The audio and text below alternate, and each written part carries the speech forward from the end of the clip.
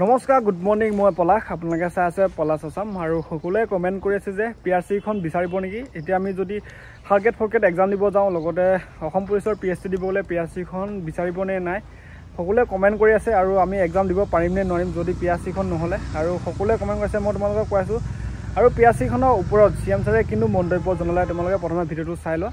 দুইটা নিয়ম কৰিছোঁ যে PRC-ও লাগিব আৰু লোকেল লেংগুৱেজো জানিব লাগিব। মই ভাবোঁ যে অসমৰ প্ৰতিটো পোষ্ট, প্ৰতিটো চাকৰি আমি অসমৰ স্থায়ী বাসিন্দা। PRC ডক্টৰ মনমোহন সিঙৰো আছে, কিন্তু প্ৰকৃত স্থায়ী বাসিন্দাই যাতে চৰকাৰী চাকৰি পায় তাৰ বাবে আমাৰ প্ৰচেষ্টা অব্যাহত থাকিব। অসমৰ স্থায়ী বাসিন্দা হয় নে নহয় সেইখন লাগিবই। আৰু তোমালোকৰ এতিয়া বিশেষকৈ আমি যিহেতু এপ্লাই কৰিলোঁ আৰু এতিয়া PSC দিবলৈ গ'লে বা এক্সাম দিব গ'লে আমাক PRC-খন এতিয়া দৰকাৰ নাই।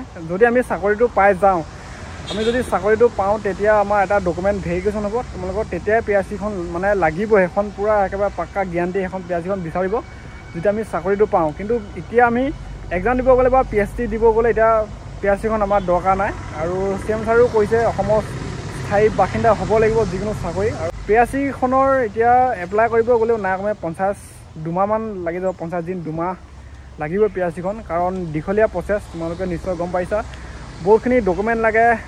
ভোটাৰ লিকেচি ডাটা, ভোটাৰ নাম আছেনে নাই, সেইবিলাক আগৰ পৰা এখন মানে কাগজ থাকিব আৰু সেনেকুৱা লাগিব। লগতে ডিষ্ট্ৰিক্ট কোৰ্টত যাব, তোমালোকৰ যি কোৰ্ট আছে তাত যাব কোৰ্টত, তাৰপিছত আকৌ থানাত যাব, থানাৰ পৰা কিছুমান ডকুমেণ্টছ চাব, ভেৰিফিকেশ্যন কৰিব, চাইন লাগিব, যাব লাগিব 2-3 দিন থানাত।